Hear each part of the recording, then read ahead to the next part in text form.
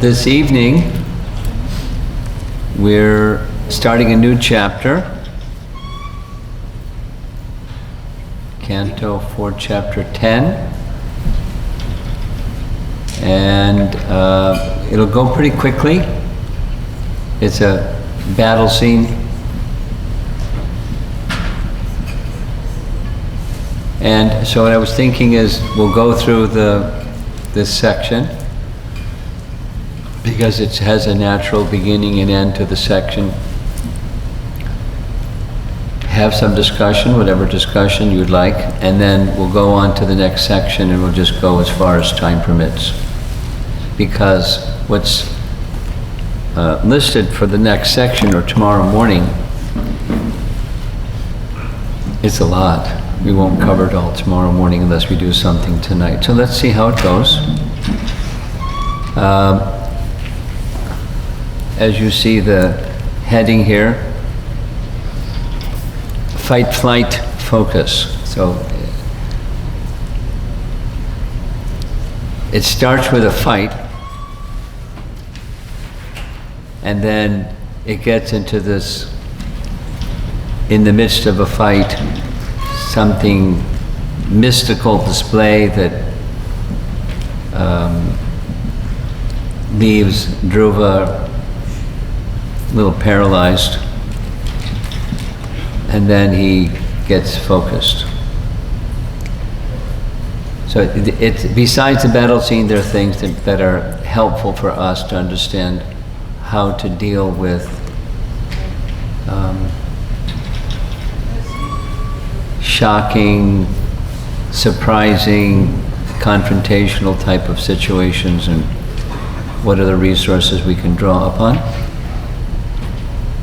The section deals a lot with the yakshas. So does anybody here, if you had to describe in 2 or 3 words, when you think of the yakshas, what does it mean to you? What comes to your mind? The yakshas. Who are they? Who are the yakshas? Raise your hand so I can call on you. Yes? I can't hear you. I can't hear you. They are like demons. They're like demons. Yes. They fly in the sky. They do what? Fly. They fly in the sky. Yes? Yeah, they have mystic powers. Yes. People with mystic powers. What do they do? People with mystic powers. Mystic powers. Yes. They're mystical creatures. Yes. Associates of Kuvera. They're followers and close associates of Kuvera. Now, what's their capital city? Where do they hang out? Alakapuri. Very good. Alakapuri is, according to this section that we're going to be reading, it's in the Himalayas, and it's the same place that Kuvera has as his headquarters, at least on Earth, and it's in Alakapuri where Ravana went to do battle with his half-brother or step-brother Kuvera, and ransacked his kingdom and took his Pushpaka Vimana and took his pleasure city of Lanka that was actually built for him. And their father suggested, you better just give him the city. Alakapuri. They're really good fighters. They're in between higher beings and earthly beings. They're kind of like super beings of some kind. In Canto 3, Chapter 10, they're counted in a group, there's 6 groups of demigods, and they and the Rakshasas, they're direct sons of Brahma. That's how the lineage starts. And they're grouped in the demigod category, but they're kind of like semi-demigods. They're not controllers of the universe. And I'm going to read a little section just because it tells us something about who these personalities are, who Dhruva is going to be encountering. Way back in the beginning of creation, after Brahma has done this structuring of the universe, he's populating.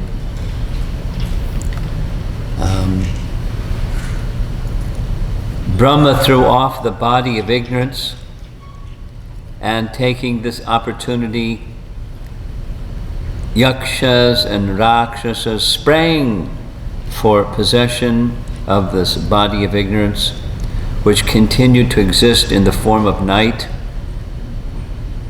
Overpowered by hunger and thirst, they ran to devour Brahma from all sides and cried, "Spare him not! Eat him up!" Whew. That's his sons.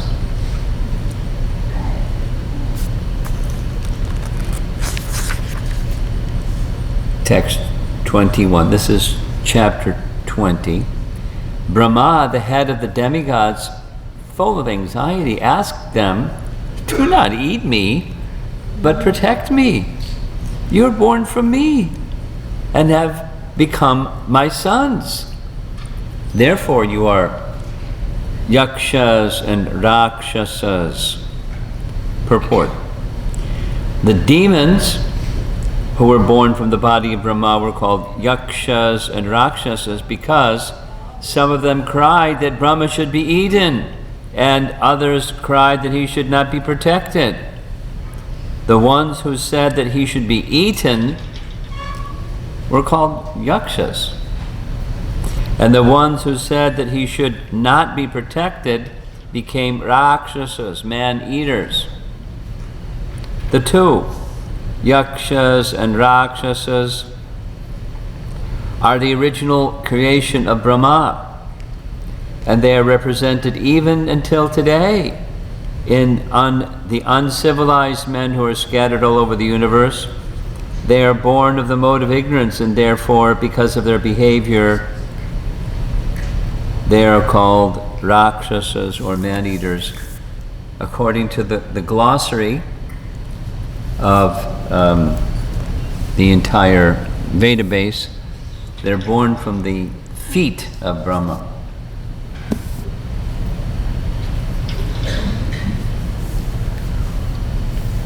So where we ended up from the last session, Lord Vishnu has given his instructions to Dhruva, what he wants him to do,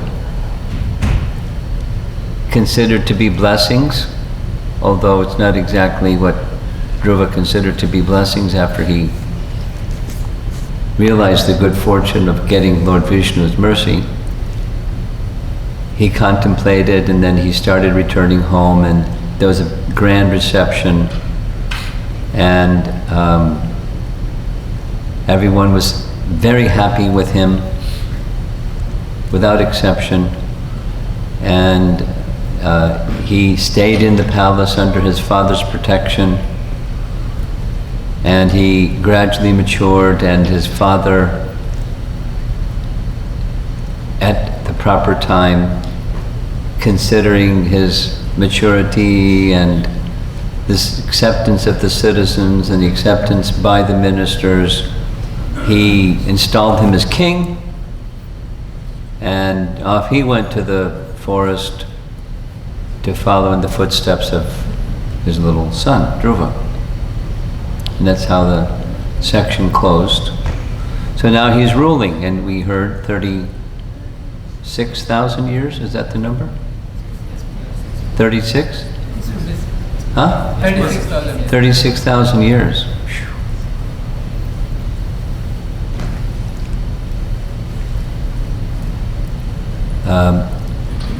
There's some information about his lineage. He had two queens. Here's Dhruva, and one of the queens was named Brahmi, and two sons from Brahmi, Kalpa and Vatsara. And the second queen, Ila, had one son, one daughter, Utkala. Interesting names.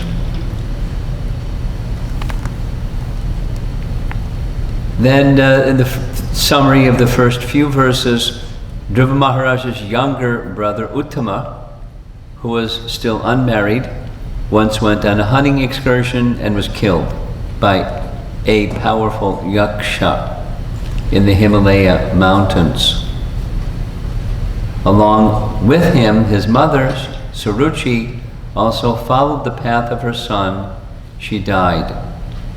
She died in a fire that we were told that Narada said that was going to happen, and that's what happened.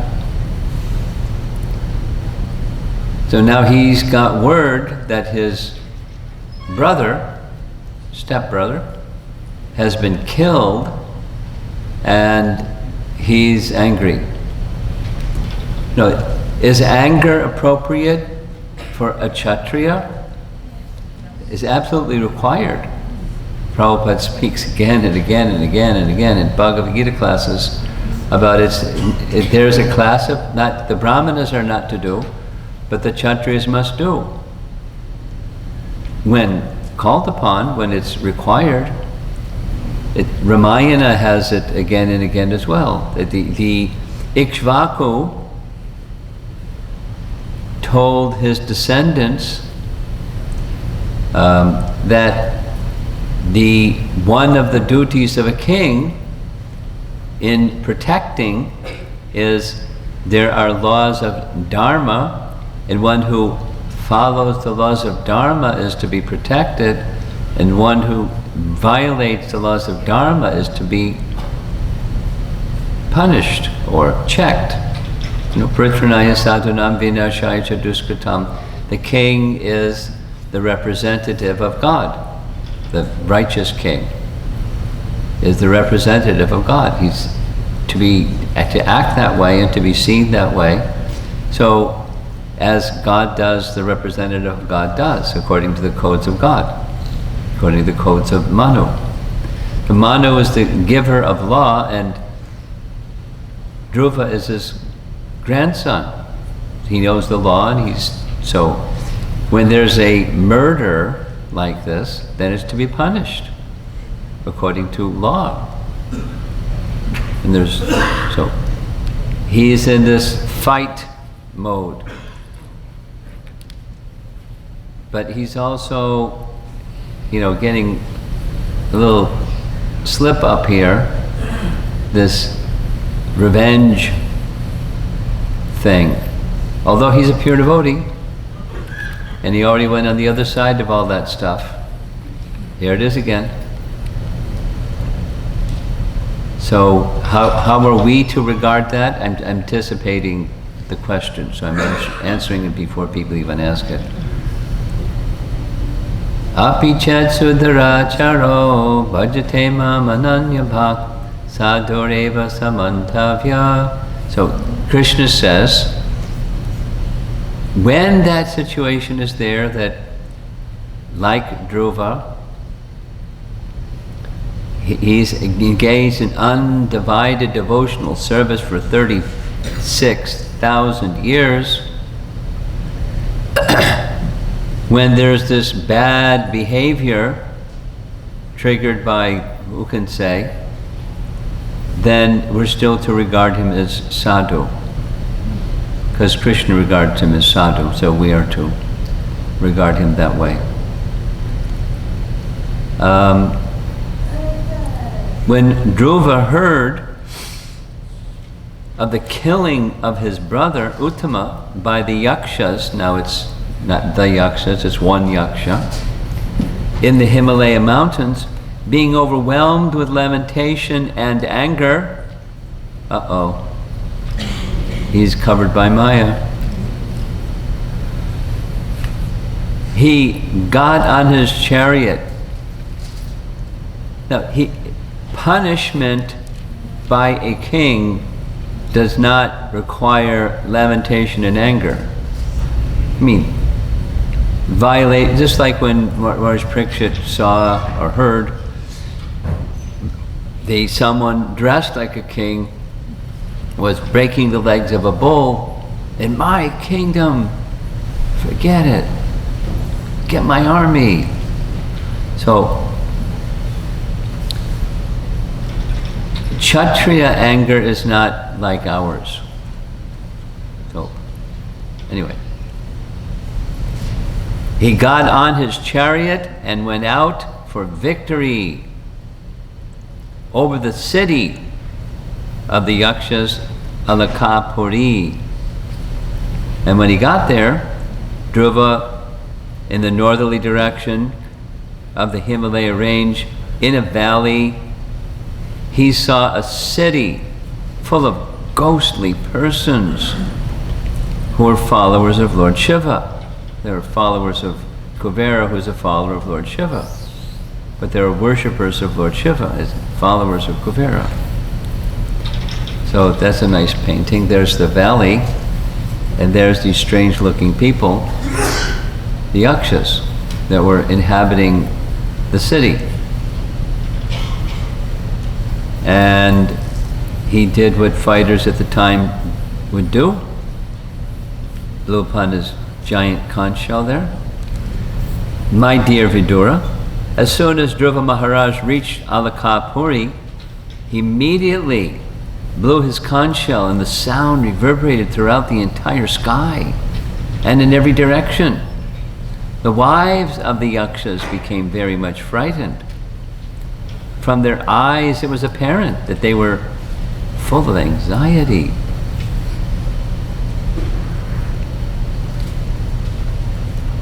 So, a battle's going to begin. That's why it's going to be a short session, because of this and that and back and forth. Oh, hero Vidura, the greatly powerful heroes of the Yakshas, unable to tolerate the resounding vibration of the conch shell of Dhruva Maharaj, came forth from their city with weapons and attacked Dhruva.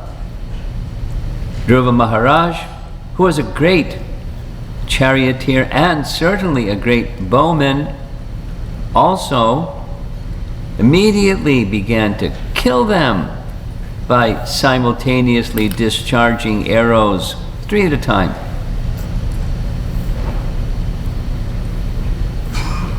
So the battle scene, just summarized, even though attacked severely by Dhruva, the Yakshas still applauded Dhruva. They thought, wow, this is a good match. The Yaksha soldiers were 130,000 strong, all greatly angry and all desiring to defeat the wonderful activities of Dhruva Maharaj. They covered Dhruva Maharaj with showers of arrows. Dhruva looked like a mountain covered by incessant rainfall. No worries though. When a mountain is covered by incessant rain, all dirty things are washed from the body of the mountain. Similarly, the incessant shower of arrows from the enemy gave Dhruva Maharaj new vigor to defeat them. In other words, whatever incompetency he might have had was washed away. Okay, so now in this image you see the siddhas and the charanas and the celestial beings watching the scene from their vimanas up there in the sky. And down below is a big battle that's being waged.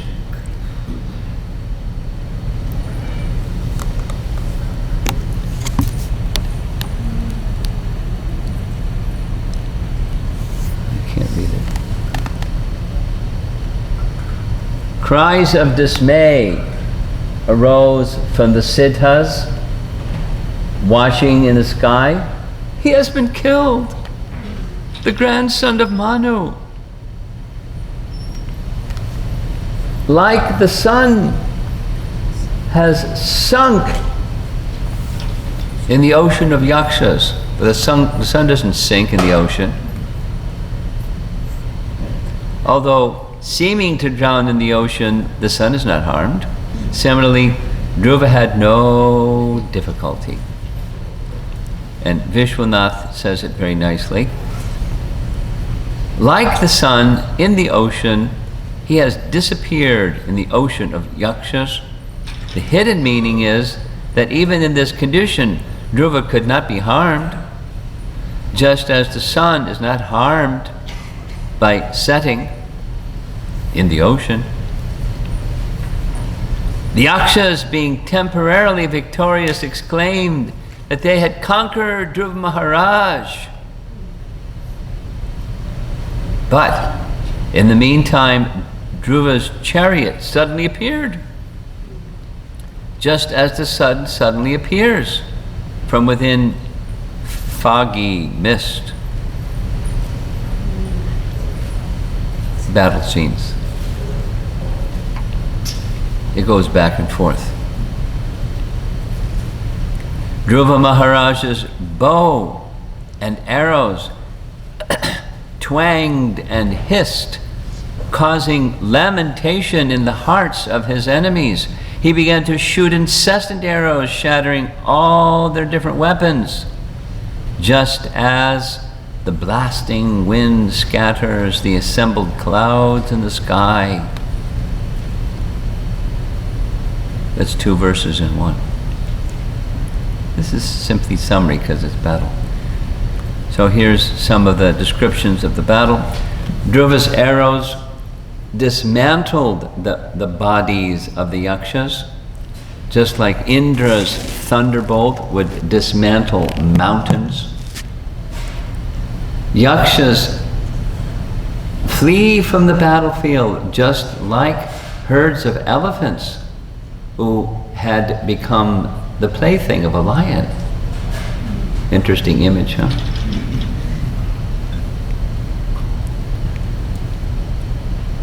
Speaking to his charioteer, cautious and worrying about a counterattack by the enemy, because they kind of like receded, just like silence. Dhruva then heard a sound which seemed to come from the ocean. He then saw dust in all directions, caused by the wind. And then he saw all these things you see in the painting.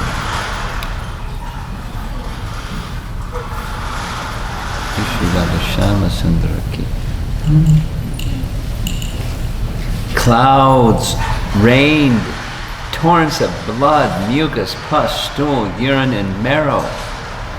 Human trunks began to fall from the sky. Maces, swords, iron-spiked clubs, and other clubs began to fall. Snakes, breathing thunderbolts, and vomiting fire, along with herds of mad elephants, lions, and tigers. Their mystical display. And he's struck in awe.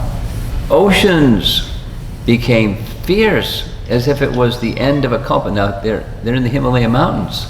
There's no oceans in the Himalaya mountains. But oceans were coming.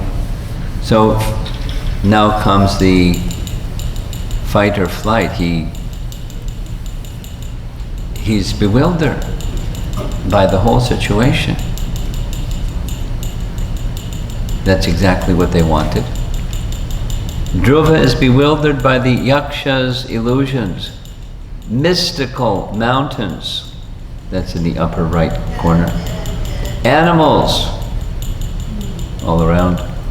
Oceans, thunder, lightning, various threatening visions. Fortunately, he had some ministers with him. They were very calm. The sages said, "Oh, Dhruva, may the Supreme Lord, carrier of the bow, reliever of distress of the surrendered souls, by hearing or chanting whose name people easily cross unsurpassable death, kill your enemies." The sages thought if one can cross death by hearing about the Lord, then Dhruva could easily overcome the Yaksha's magic spell. Thus, they made him remember the Narayana weapon. Now, it doesn't say how he got the Narayana weapon, but he had one. Narayana Astra.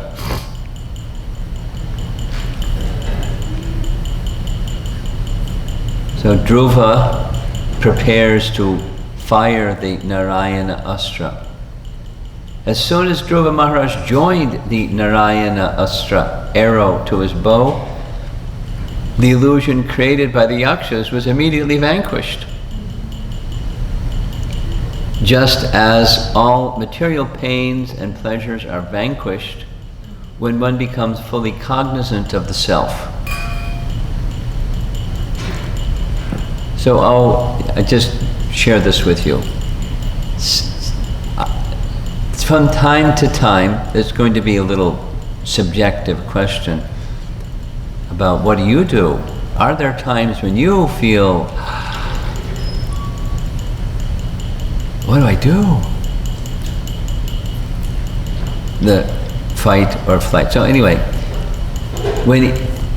just by a little tap on the shoulder by the sages, Dhruva, remember who you are. Don't get caught in illusion. You're a spirit soul. You're very dear to Vishnu. You're a liberated soul. Remember, Dhruva.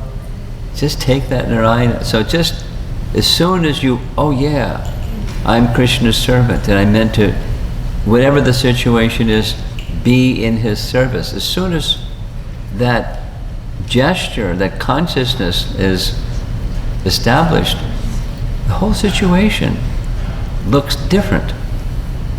Whatever it is, whatever it appears to be.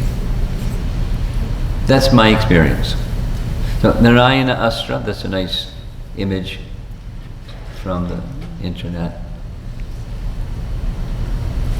Without Narayana, this is Prabhupada's purport, the Supreme Personality of Godhead, no one can overcome the action of the illusory energy. So, a common advice for all of us, what's our astra? You got it. Sangobhangasta parshadam, that's that word astra. The association, sangha, upanga, and astra. Sangha, the association of devotees, upanga, his associates, and astra, the holy name.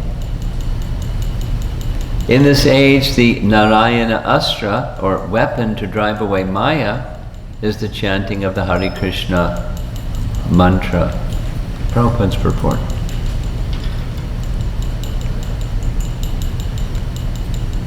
Krishna is like the sun, and Maya, or the illusory energy of Krishna, is like darkness.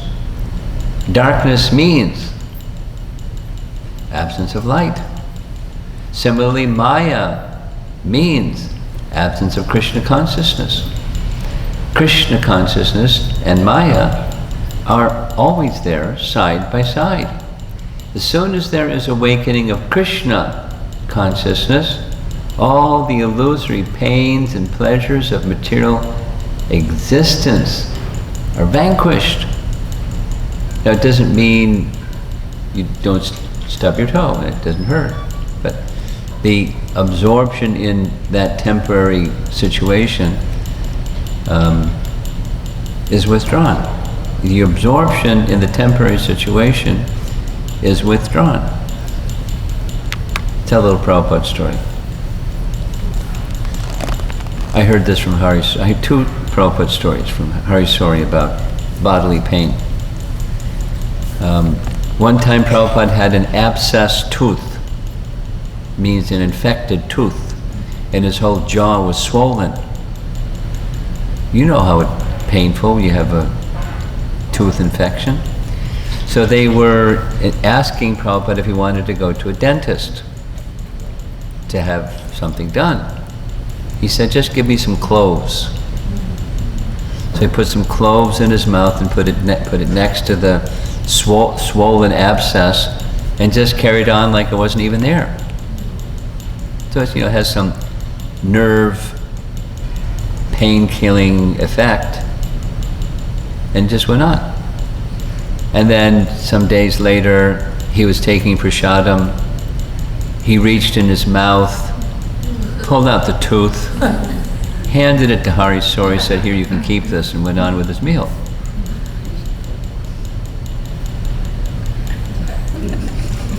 And it wasn't a Dhruva Maharaj Satyayuga story either. Then, because I found this out just by asking, because I knew that Hari Sori had a liver problem. So I was asking him, is your liver problem healing? And he said a couple of things, I don't remember what that was, and he just went to Prabhupada from his association. And then, so another, he was continuing, we're having lunch together, said, Prabhupada had problem with his kidneys. And it wasn't a well-known fact, I didn't know it at all, but that travel back, he was planning to go to the West, but he stopped in London because there was a kidney failure. And what do kidneys do?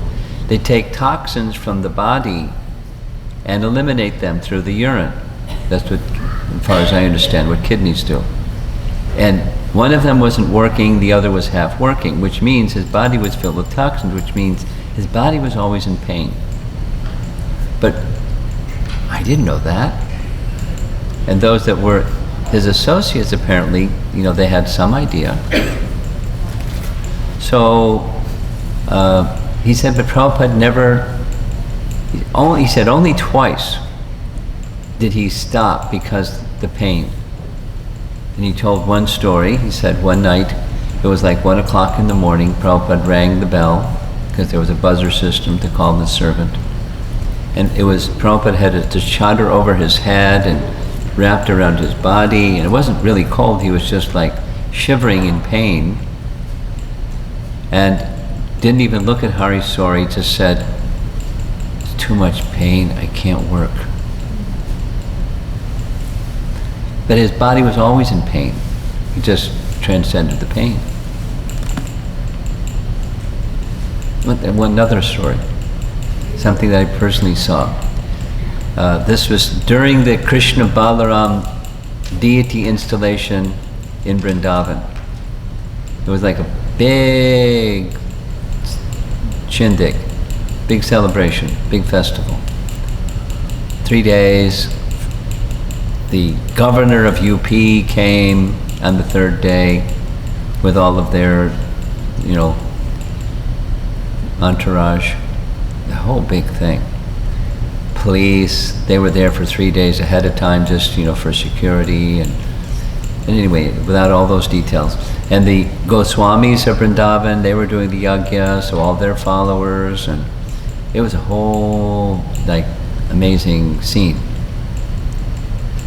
And while all of that was going on in the temple room, Srila Prabhupada during the afternoon was conducting just darshan.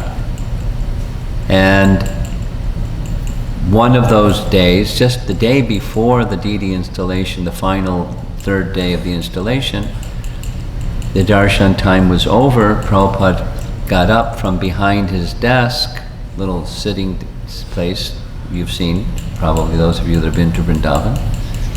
And as he was walking, to his right side there's a fireplace, black marble fireplace, and somebody spilled water. And they didn't clean up the spill of the water.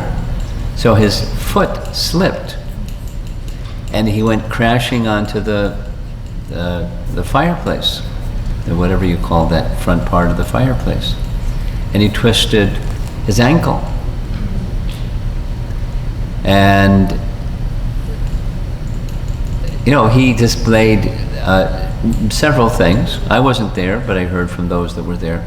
He displayed strong chastisement of the person that spilled water and left the water.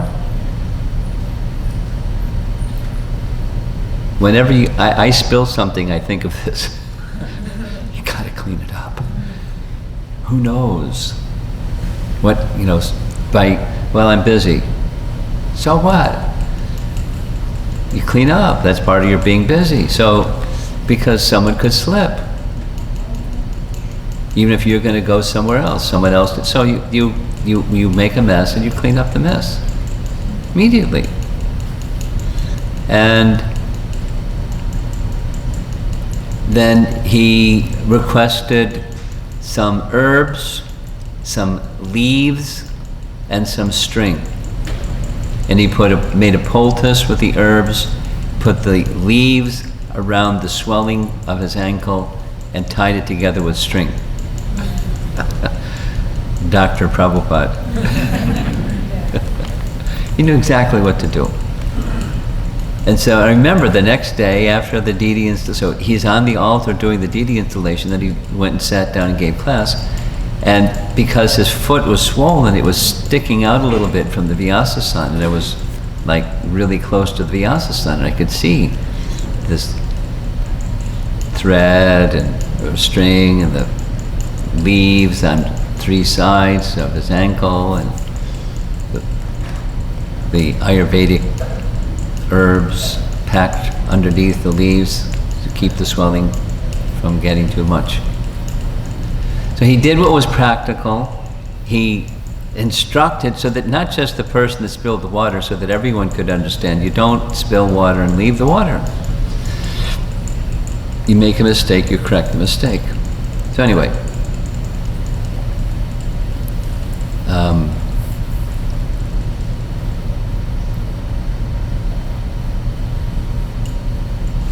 I forget why I told the story. Transcendence. Huh? Transcendence, the pain and transcendence. Yeah, transcending pain, thanks. So,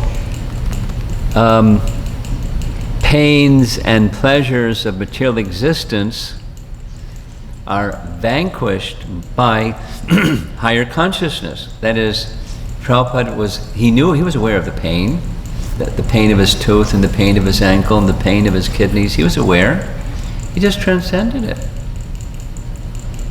He just transcended it. No, we're not Prabhupada, and we feel pain and we do other things besides transcend it, but that's what higher consciousness can do. Not just physical pain, the other kind, the mental, emotional. So if we can become trained and help support others in the going to higher consciousness, towards Krishna consciousness position, it can help ourselves and others deal with the misfortune of material existence. The adi-atmika, adi-daivika, adi-bhautika kleshas of material existence. Okay, so now we're going back to, there's a little bit of sound connected with it. Let's see if it works.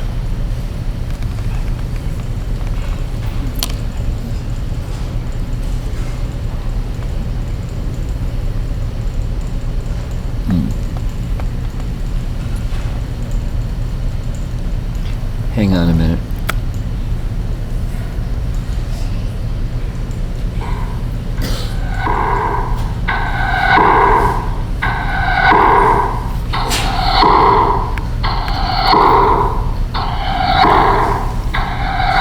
the sound of his arrows.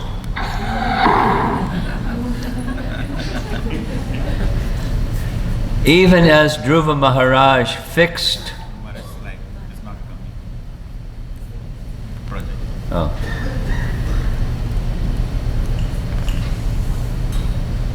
The sound isn't coming also. Anyway.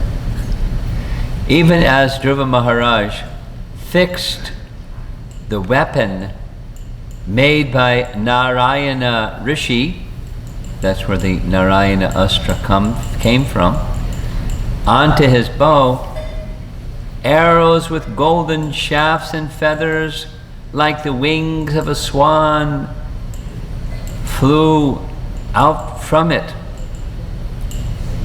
Looks like a peacock, not a swan, but anyway. Huh? There's something about the peacock underneath. Okay, okay. They entered the enemy's soldiers with a great hissing sound, just as, there we go, peacocks enter a forest with tumultuous crowing. Anyone that's visited Gitanagari knows what that sound is. They have a peacock concert. They get together and dance a little bit, and make their peacock sound, and then 10 of them do their peacock sound. They listen for the next one. It's a really loud sound too. Okay, so back to the battle. Attacked by the yakshas, Dhruva cut off their arms, thighs, necks, and torsos with his arrows and brought them to Satyaloka, where the brahmacharis go after surpassing the sun. Now, this is a detail of Vedic culture. It's in the verse and it's described by Vishwanath this way. Getting killed by the Lord and his devotees only brings benefit, but it's not the benefit of liberation, because being killed by the hand of a devotee, they got special elevation but not liberation. This is Vishwanath. As the Gita says, they return again to earth. Brahma Bhuvanal Loka Purnar Avarta Norjana, from all planets up to Brahmaloka, people return. O Arjuna, one should not think that they attained liberation with the sannyasis at the end of Brahma's day. That is because one does not even see liberation given to others killed by the Lord, such as Kalanemi, other than when killed by Krishna. Now it's a big deal. I say big deal. It's spoken of in several places in the Sandarbhas by Jiva Goswami. It's being spoken here specifically by Vishwanath Chakravarti Thakur. That is, being killed by Dhruva, or being killed by a devotee, or being killed even by Vishnu, such as Kalanemi was killed by Vishnu, but he didn't get liberation. Only when killed by Krishna, that was Kamsa, because previously Kamsa was Kalanemi, right? He got liberation. The Krishna alone, amongst even the Vishnu Tattva features. So we'll just do a little, have a little fun. Here's a 18th century painting of, over on our right side, that's Lord Vishnu. It's actually Ajita specifically. He kills Kalanemi, and the circumstance of Vishnu killing Kalanemi and he doesn't get liberation is connected with the churning of the ocean of milk. And this question came up, I don't mind repeating. It's not the milk ocean at Swetadweep, it's one of the oceans surrounding the circular islands, that ocean of milk. It's specific. by our acharyas saying that. So after the churning, many things were produced. One of the things that was produced was the Amrita, and by cleverness, Mohini Murti asked the demons for the Amrita, and she gave it to the demigods. And one of the demons figured it out, and it was Rahu, and she cut off his head. So then his head is floating around somewhere out there, one of the planets. So the demons were like frustrated. So they weren't getting what they wanted, so they started a battle. So this is Canto 8, Chapter 10, describing the battle. It's a long battle chapter. And in the course of the battle, the demigods had defeated the demons. The demons came back strong, headed by Bali Maharaj, and they were becoming victorious. The demigods then took shelter of Ajita or Vishnu, and then here's the verse. When the demon Kalanemi, who was carried by a lion, saw that the Supreme Personality of Godhead, carried by Garuda, was on the battlefield, the demon immediately took a trident, whirled it, and discharged it at Garuda's head. The Supreme Personality of Godhead, Hari, the master of the three worlds, immediately caught the trident, and with the very same weapon he killed the enemy Kalanemi, along with his carrier, the lion. Then some additional verses said, so many other demons were killed, Shukracharya came along and brought them back to life again, and Vishnu killed them again. But so the reference is that this Kalanemi and the others didn't get liberation. Only when killed by Krishna does one get that kind of liberation, even Putana and other bad people. Now, just for fun, there's two other examples of Kalanemi, and one of them we're more familiar with, and that has to do with who was Kamsa in his previous life? Kalanemi. So the Kalanemi that Kamsa was in his previous life is connected with Hiranyakashipu.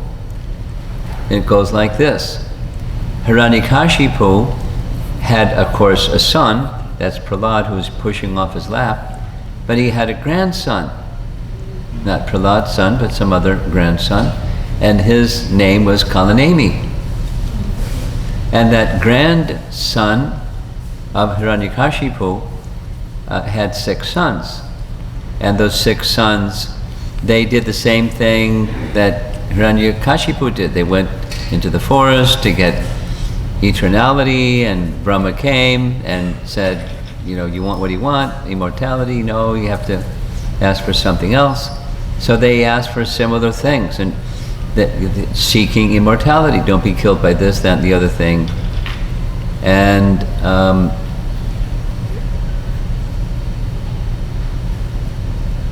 Hiranyakashipu came to know. So he went and cursed them.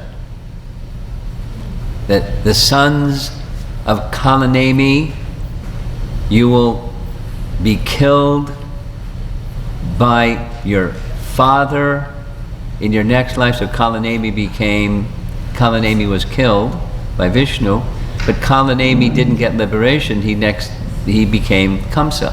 Now Kamsa wasn't one of the Jai Vijay duets. Shishupal and Dantavakra. So Kamsa was Kalanemi, whose 6 sons were then killed. The sons of Vasudeva and Devaki were killed by the previous lifetime's father. So that's how we know that Kalanemi. It's different than the Kalanemi number 1 already mentioned. And not only that, there's Kalanemi number 3. That's a good name for a demon, I guess. And he's found in Ramayana. I couldn't find a good painting, so we took this one. This is Maricha, after he had been put in terrible fear by Lord Ramachandra. He became an ascetic, so Ravana came to Maricha requesting very humbly that either you do what I want or I'll kill you. You track Sita so I can kidnap Sita, assume the form of a deer, etc. So that Maricha is in Ramayana, and Kalanemi, number 3, was the son of Maricha. Maricha himself was the son, it's a long story in Ramayana, son of Sunda, and his mother was Tataka. So Tataka's that first demon that Vishvamitra Muni wanted Ram and Lakshman to help slay, and so Tataka was slain, that's the mother, and Maricha was thrown hundreds of miles into the sea by another arrow, and then in this Aranyakanda he tells Ravan that it happened again, another time he gives the details, so he's like, I don't want to mess with Ram. So you can go mess with Ram, but don't count me in. And Ravan says, well, you do it or I'll kill you. He said, well, I'd rather be killed by Ram than by you. So, Kalanemi was Maricha's son, and he served as a minister in Lanka, minister to Ravan, and minister that had a fighting capacity also.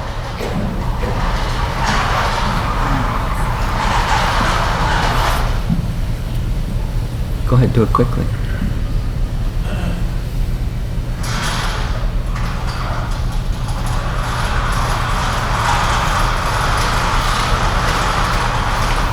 The slow motion pujari.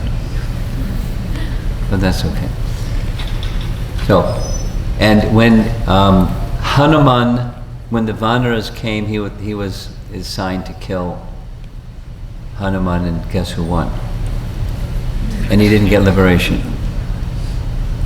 So all of that is just to underscore what Vishwanath Chakravarti Thakur is saying, that when Dhruva killed the Yakshas, they didn't get liberation, but they got, by his mercy, a special arrangement, like brahmacharis that are strict in brahmachari life, and Yakshas aren't known to be strict brahmacharis, they got the same destination. When going beyond the path of the sun, they achieve Brahmaloka, beyond heaven, but not liberation. Okay, so back to the story. Swayambhuva Manu saw the whole scene. That's the grandfather, Uttanapada's father, Swayambhuva Manu.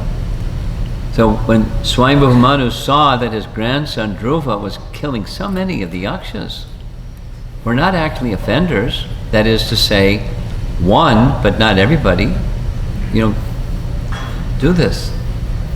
So out of his great compassion for his son, his grandson, he approached Dhruva with great sages to give him good instruction. So this next slide is our last slide before Swayambhuva Manu starts his instruction. It's a reflection request. Has it ever happened that when there's some sudden confrontational situation that appears before you, you're startled, and this fight or flight response just kind of kicks in and takes over? And if that happens ever, then how do you bring your attention and your focus back to being in the mood of service?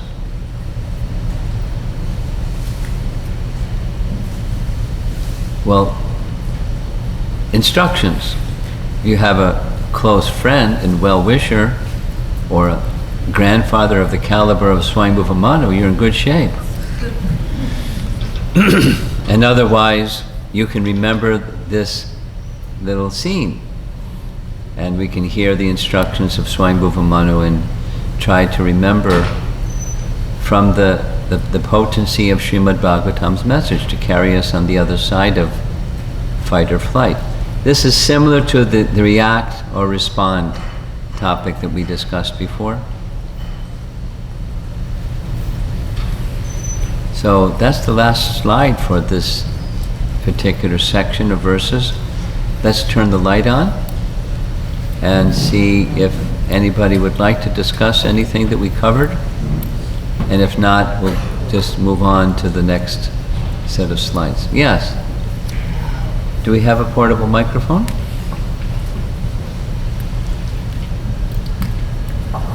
Put your hand up again, please.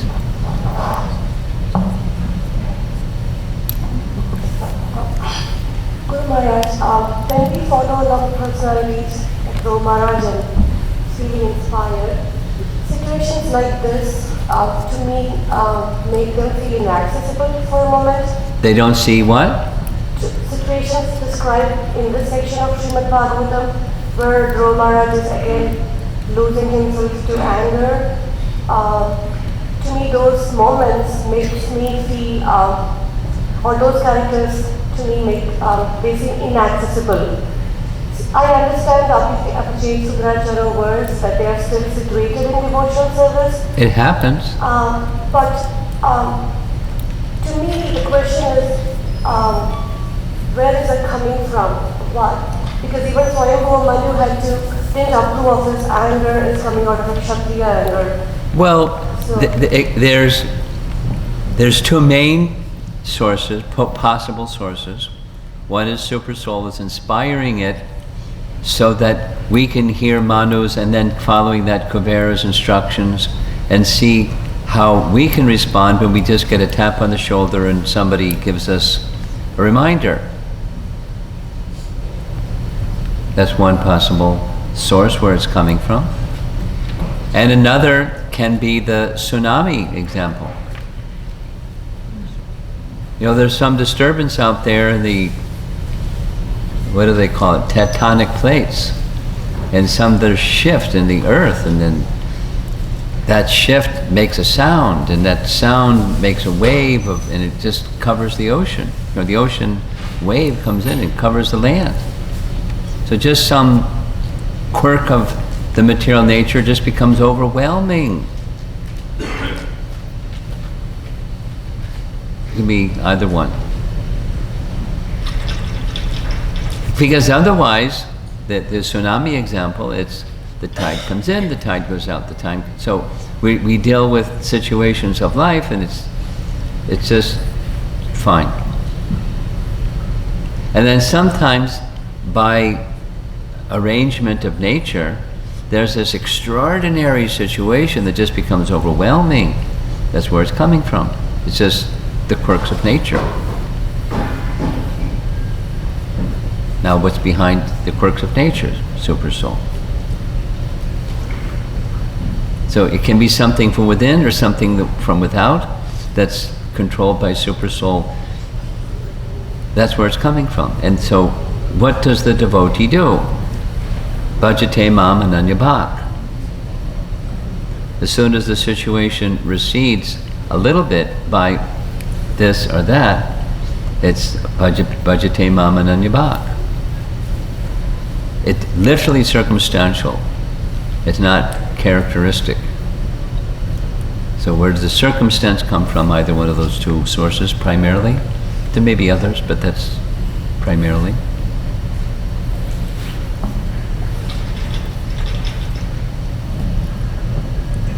Yes. Hare Krishna Maharaj. Thank you so much for explaining this so nicely in step by step. From the previous slides, I came to understand the things, and then I want to clear myself whether my understanding is clear. Okay. So in Dhruva Maharaj, um, when he returns back, so his fair, the Surichi, before she was so angry, and then now she suddenly Became she nice. is so caring. So I was thinking that usually in material world, if somebody success and then they come back, so there is an envy for that person. Yeah. But in the spiritual, if Krishna is in the center, so there is no envy. So that's what I was thinking. So is my understanding is correct? Well, specifically with Suruchi, that's the one you're speaking about, right? And then his brother, cousin. Okay. Well, he wasn't inimical. His stepbrother, Uttam, we don't hear much about, it's his mom. She was, in the nasty space. Doesn't say anything about him, one way or the other way. He could have been, in the same mood as her, but it doesn't say. We don't assume anything with him because it doesn't say. But specifically with her, the explanation that Prabhupada gave, there may be more to it. She may have also felt terrible. She maybe didn't. Good, he's out of the way. She could have felt that too. But because Dhruva had become so spiritually elevated in his presence, that nastiness went away. And instead, she felt motherly affection in his place.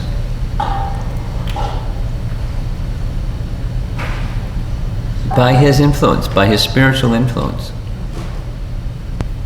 Okay? And what my understanding is, when we see that in devotional path, like some obstacle come and then we say that it's all our karma or Maya is so strong. But thank you for making us understand one more thing, that even Krishna sends a pure devotee to make us more determined towards Krishna. So like he sent Narad Muni for Dhruva Maharaj. Like usually we think like, oh, when some obstacle comes, we say, oh, it's all my karma, oh, his Maya is so strong. But here we see that Krishna is sending a pure devotee to help Dhruva to make his determination more stronger. So that's what I thought in my understanding. So what Well, is it's not exactly to make his determination stronger. It's to elevate that determination to a higher place, while at the same time addressing his lower expectation. We were using this word expectation. This lower expectation, I want the kingdom expectation, passion, avaricious, greedy, artarti, so that was being recognized.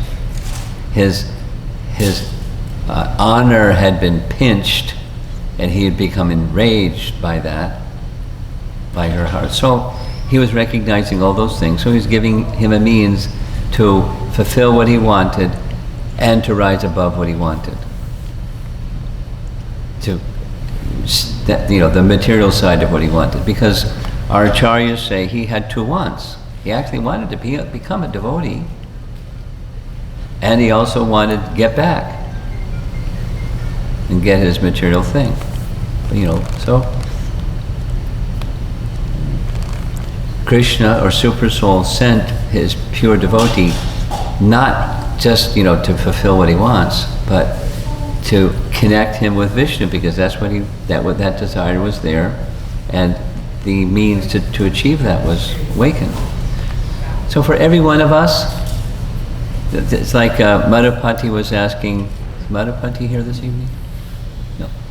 He was asking, why is it that Dhruva? What was special about Dhruva that he became so determined? Was it previous lifetimes of unknown sukriti, unknown activity? We don't know, it doesn't say. Maybe. We don't know. But for one thing is, he had faith in his mother, and what his mother said, he took to heart, and that connected his determination to what his mother said. I want to achieve Vishnu. So his determination was arising from his passion, I want, but the bhakti part came from his mother. Now there may have been other persons who he had heard from in the course of living in the palace, because there were other devotee personalities in the audience, in the palace. But for sure his mother. Okay. Yeah.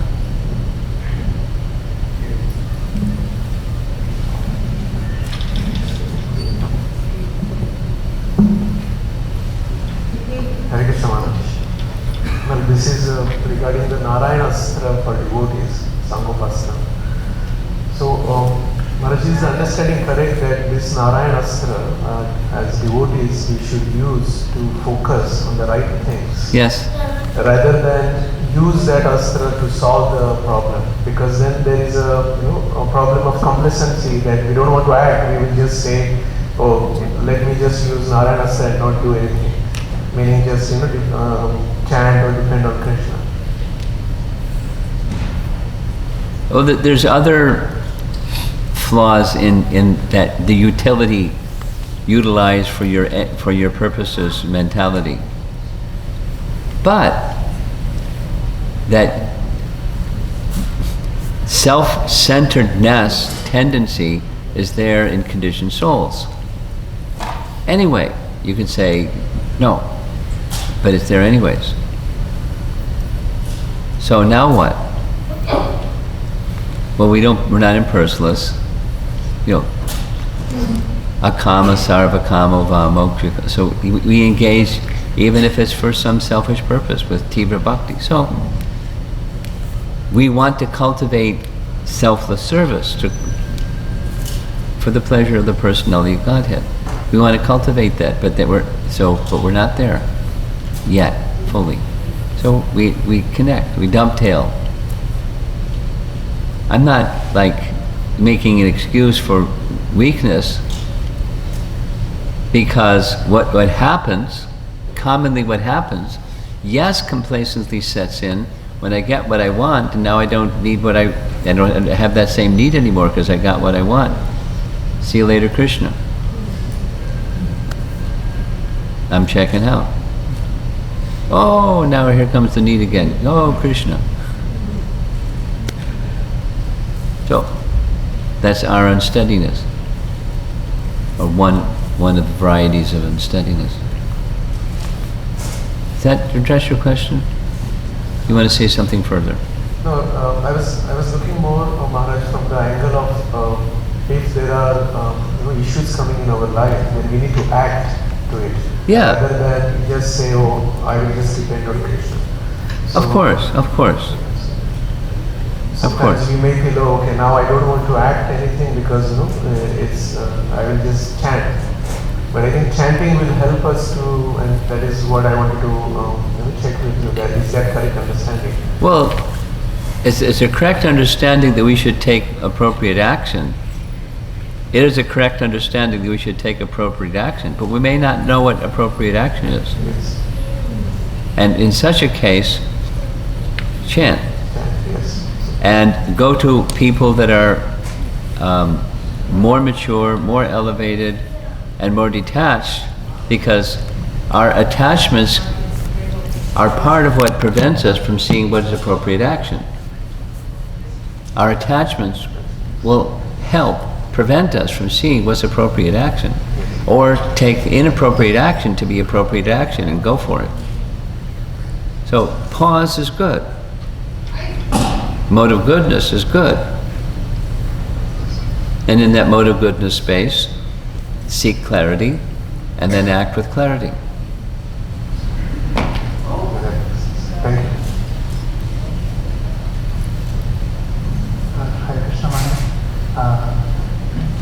My question is especially when we are still learning to be in the mode of service. So when current confrontational situation comes, we need to act at that situation, and to an extent by nature, because not being so aggressive, so we try to tolerate for some time and try to explain what is good for them. But beyond that, I was not sure how do we act in those situations when the opposing person is acting unreasonably, I would say. I know the person you're speaking about.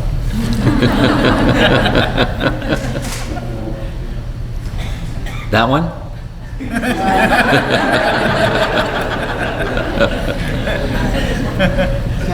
I think we should have an offline discussion about that one. Because, your question is not naming the name of the person, but it's all around, all over the place, and it's a little abstract to give an answer, because it's too, it's not specific. So what's appropriate for situation A may not be the same for B, C, and D. So customize the response for the situation, time, place, circumstance, and the person involved. So I'm really reluctant to give answers to those generic,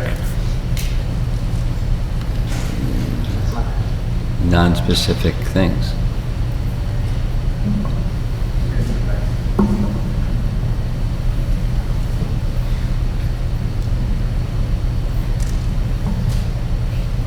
So, I struggle with a few Srimad Bhagavatam purports in terms of being deferent to the Guru Parampara, but also showing my intellectual descent.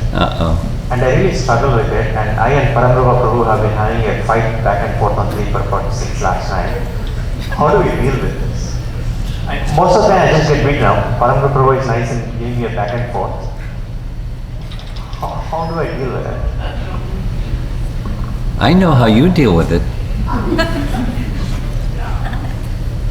But that's, so, how might I deal with it? That's another question. And how you deal with it, you just keep going at it. How I deal with it is, I had a situation like you're describing with another devotee whose name I won't mention, within the past month.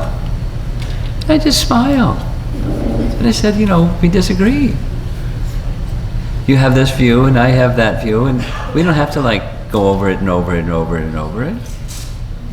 We have a different point of view. But you have a different nature.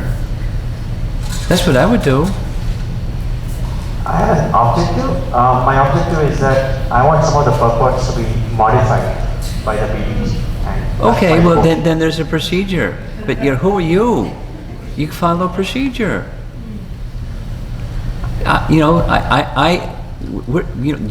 Your personality is your personality is your personality is your personality. So you're not going to change, but it's not going to change the purport because you got your personality. There's a procedure, and they're following a procedure on certain purports, more than one. There's one outstanding one, and there's more than one. So I don't want to have you go back and forth with me on this right now, please. That's what you do. You just dismiss the other person. Okay. Antulia?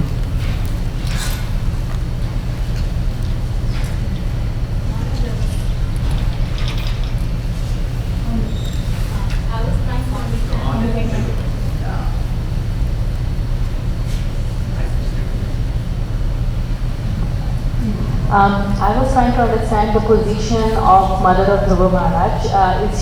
Is there a description if she's considered to be a pure devotee or a mixed? There's no description like that. It's just her qualities match that of a pure devotee. That's my evaluation. It's not a statement. that says she's a pure devotee. Her qualities match the qualities of a pure devotee. So the question that I was trying to frame around this is that, so as a parent or as a mother, I am at a very mixed platform, a very initial level of devotional service. Is there a way that a mixed person, a mixed devotee can become instrument of Guru and Krishna in a pure way? Yeah, become a pure devotee. It's not a rhetorical answer. It's a literal answer. You want a shortcut?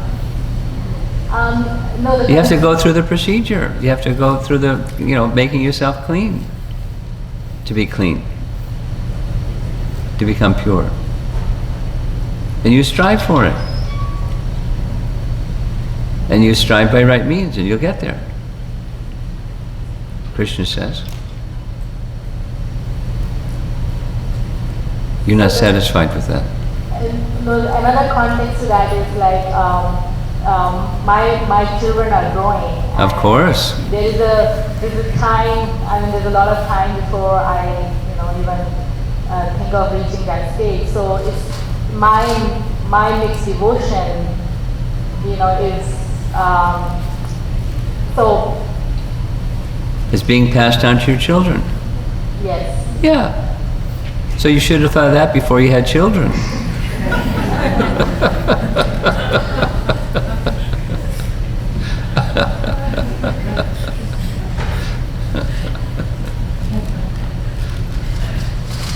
Chuckle, chuckle, chuckle.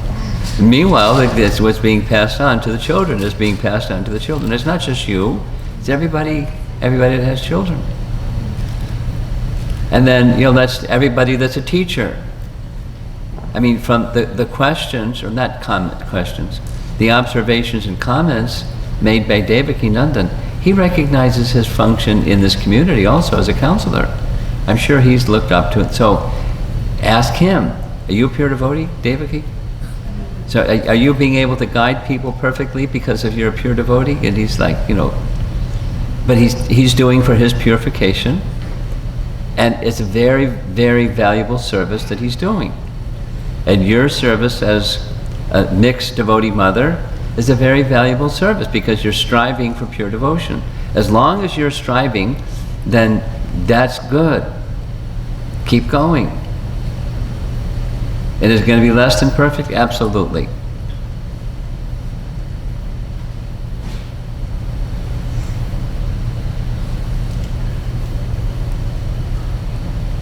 But things are, I was chuckling as you were chuckling, and I thought you saw me chuckling I was chuckling about your daughters being really serious into being Dhruva. But I was also thinking, that's going to be with her for a long time. That impression of being really serious about becoming a pure devotee. In her own little way. But, so that's part of what those of us that are imperfect in trying to pass on to the children. It's part of teaching, it's part of parenting, it's part of being a village elder, being a counselor, being a whatever we are. We're less than perfect. That's the acceptance and progress message. So if you want to sit there and hold the microphone for a longer time, that's okay. But you can go back and listen to those recordings of the acceptance and progress Gita Nagari retreat. It's all there. Acceptance and progress. Not just progress and feel bad that you aren't pure. Accept. And progress in a realistic way, a doable, small steps at a time way. That's what you do.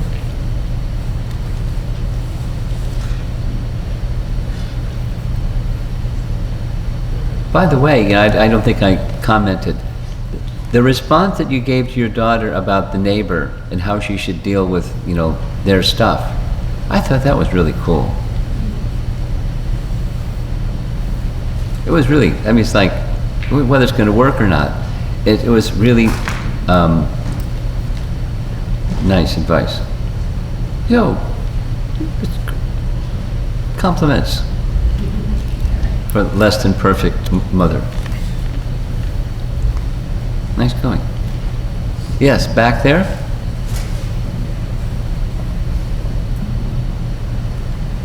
Hare Krishna Maharaj. Can you explain me a little more about the Vasudeva state and what was missing in Dhruva's devotion about this Vasudeva? Well, what we read specifically, I spoke a little different message. So what we read specifically was, when the Lord appeared before Dhruva, he attained the Vasudeva state. And I said, like Krishna appeared in the mind of Vasudeva because he was in the Vasudeva state. Vasudeva state meaning Vishuddha Sattva. So Dhruva was in that state. Otherwise, when he was meditating upon the Supreme Lord, he was in trance. Consider what was going on the physical plane, but on the platform of the mind, he was completely absorbed. We heard the Sanskrit. In his intelligence, in his soul, the Supreme Personality of Godhead entered fully. That's the Vasudeva state. Vishuddha Sattva. And to further reciprocate with that Vishuddha position, the Vasudeva state position, Vishnu decided to show himself before Dhruva and speak with him and have him speak to him and enable him to speak nicely. That was a very personal gesture. In addition to your specific question was, to explain more about the Vasudeva state. It's Vishuddha Sattva. And when it's clean, the Lord appears. If you want to understand it further, I suggest you read that section where Krishna appears in the mind of Vasudeva. It's explained very nicely what the Vasudeva state is. Read in Krishna book, read in the Bhagavatam, read the commentaries. It's a 10th canto passage. There's multiple commentaries by multiple acharyas on the 10th canto. So you'll get a really clear picture from that. Do your homework. And you'll find out what you want to find out. Is that okay? Thank you. Yes. Over on this side, ladies.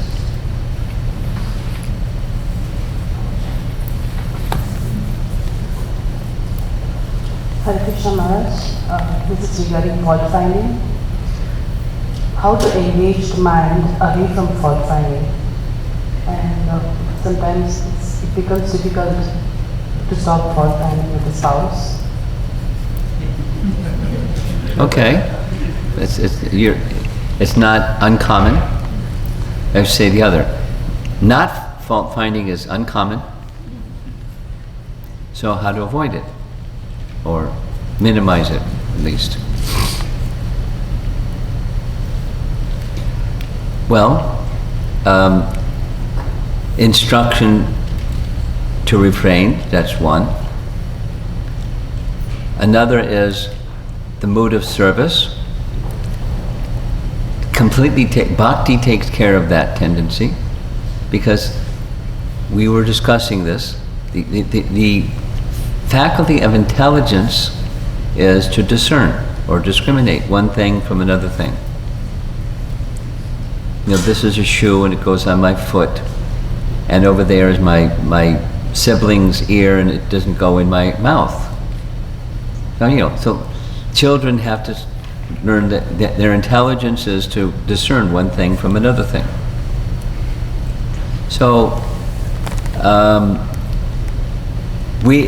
From Bhagavad Gita, we're given tools to discern modes of nature, for example. And then we can see as Krishna sees. Now, is Krishna fault-finding? When he sees, he's just discerning. Saying this is this and that's that, and the other thing is the other thing. These are the modes of nature. There's how they operate. So we can see as Krishna sees. That's intelligence, discrimination. But then the error of, aha, I caught you, mode of ignorance.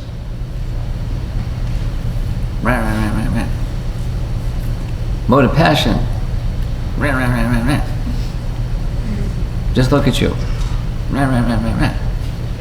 So that's judgment. You're judging, and not in a mode of service is somewhere else. It's a mode of I'm big and you're not big. You're small, and I'm judging you. So that's unwholesome. So that's the do not. Because the Bible teaching is, judge not lest ye be judged. Or Bhaktisiddhanta's words is, don't find fault in others, for by so doing you're showing that your own heart is honeycombed with the same fault. How embarrassing. And it's true. That is to say, someone that's heart isn't honeycombed with fault can discern, but they're not fault-finding.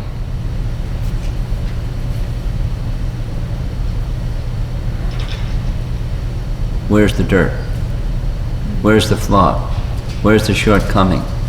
And you live with somebody and you can see in close, perspective, where's the quality, where's the fault? As they can see in you, where's the quality, where's the fault? That's what happens when you get, it's one thing to be a friend. It's another thing to have a roommate. And it's another thing to be married. Being married isn't just being a roommate. It's a whole other thing. Some people think it's like having a roommate. It's not.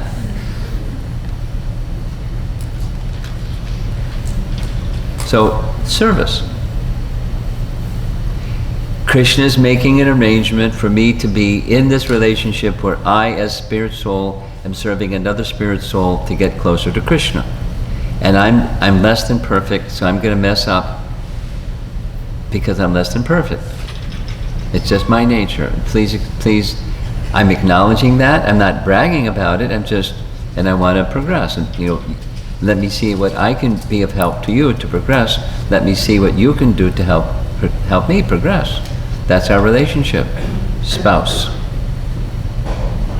And it gets entangling, and we have our spots where it's like, ouch. Anyway,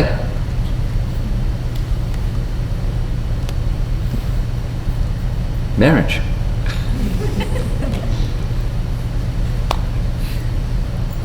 I know somebody that doesn't want to get married for the wrong reason. I just don't want to go through that. That's aversion. Is the flip side of attachment. They're really attached, but they just don't want to. It's impersonal. So how do you be a person in a close relationship like marriage? You have to be accepting of the other person and be in the mood of service, and ideally, they'll also be accepting of you in the mood of service. And it's not always like that, and that's part of marriage until you're perfect. It's part of the relationship in marriage. But so specific to fault finding is the mood of service.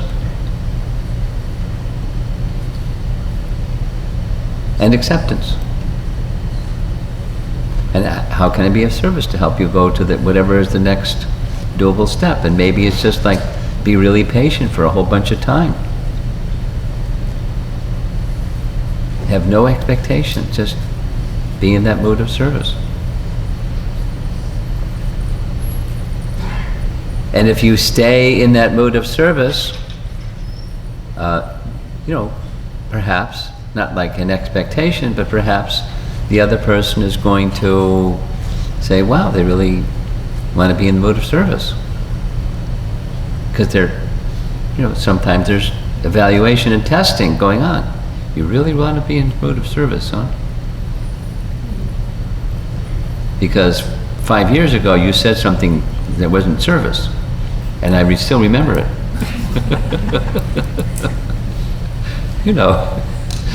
Those of you that are married.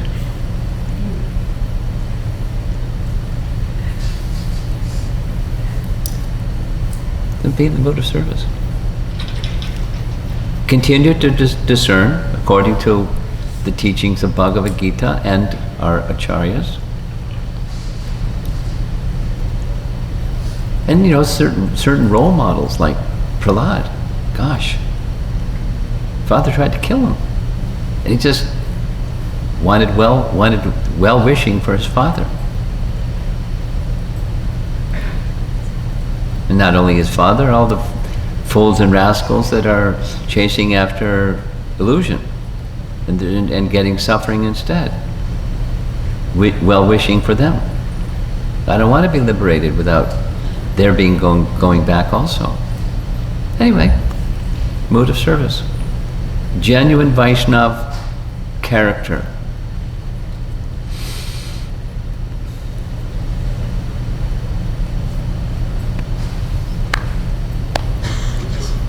Follow up to that one. Okay. Sure. We've already gone over time, by the way. I thought this was going to be a shorter class, and it turned out to be a longer one. Go ahead. No, it's okay. So Last question. About the mood of service, Maharaj. Mood of service. So how to inculcate that? Because many times what happens Chant. we Chant. The chant awakens the mood of service. That's what it is. And associate with those that have the mood of service. That's how you awaken it. If you want to see practically, Maharaj, like what would be the suggestion? Because many times what happens... I'm sorry. I'm cutting you off. It's practical. Chanting is very practical. Association with those that have the mood of service. Gosh. So practical. No. You're right in the thick of things. There are devotees that aren't in the thick of things like you are. And one of them was expressing to me sadhu sangha. During this time together. And without it, how are we going to maintain without sadhu sangha? It was specific to what Dhruva was asking for, but it was also their experience in, this. And now we're coming together and we're all less than perfect beings. And we, spend some time together and you'll find more about the less than perfectness of each of us. We're less than perfect beings. But there's bhakti. So it's practical. Now, you want to say something further? Yeah, maybe I used the wrong word, but I was looking some advice on what happens in many times in the situation. We may have a superior position, like parent, for example. So parent want to correct the kid, and that time how we can have the mood of service. So that is what I wanted to know. Parenting question. Yes.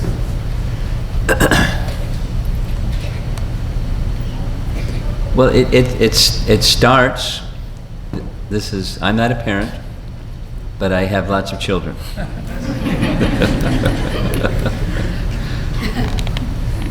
And it starts with your relationship with Krishna and seeing Krishna has provided this opportunity for you or for me to be an assist to this soul to connect with Krishna.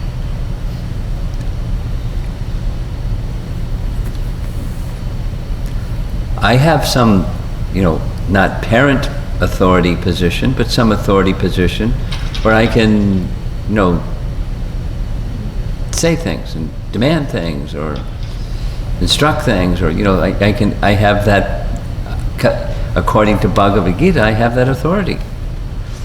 But I'm not interested so much in using that authority. I'm interested, when it's needed, But what I'm interested in is the relationship of this, bringing this soul closer to Krishna in an effective and sustainable way. And with parenting, that's the package for a whole bunch of years.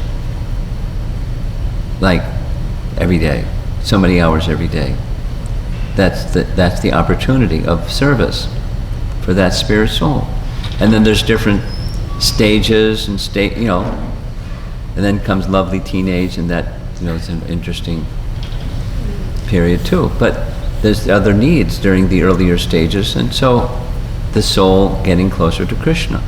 Dealing with the holistic picture of the personality and the stage and the needs and the etc.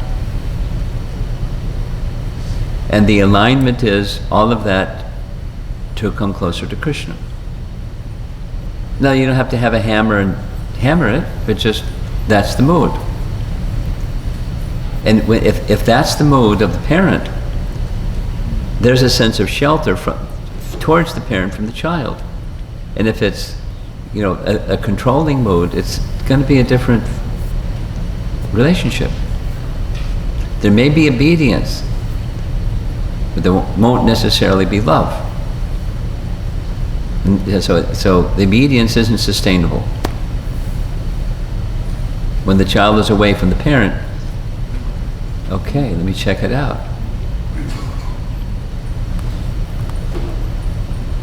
Lots of others doing other stuff. Maybe, I'm curious what's going on over there. And then the fruit of parenting doesn't sustain as much as it could. So, it's a service. Because, just how do you see it as a service? Because it's a service.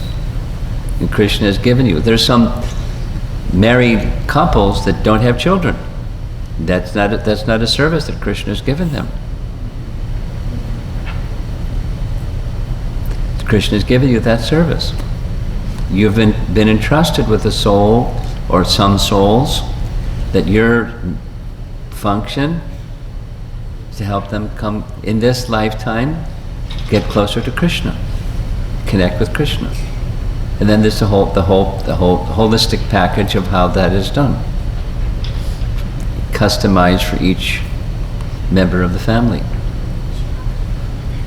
And if that's the mood, then the children will do the same towards the other family members, and then outside the family, and then in the community, and so on.